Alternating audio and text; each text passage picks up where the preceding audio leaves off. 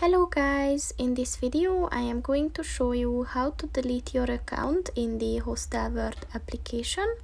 But first I just want to mention, don't forget to subscribe to my channel, because at 10,000 subscribers I am going to show you my whole YouTube revenue statistics and growth strategy, as well as how to make money online. Let's jump into it.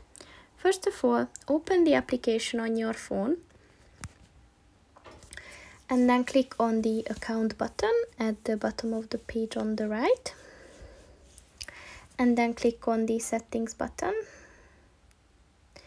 and then click on the delete account button.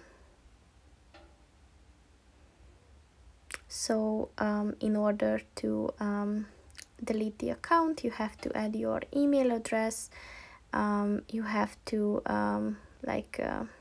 have a subject, but that's already filled in, and then you can give a feedback on why you are deleting your account, so whether you don't like the application or you're no longer using the application. And as it says, once you submitted it, it will take like 30 minutes to complete, and then after that it's permanent, so this account will be deleted. So if you're sure, just click on the submit, and then they will cancel your account. So that's pretty much it for this video, guys. See you in the next one. Goodbye.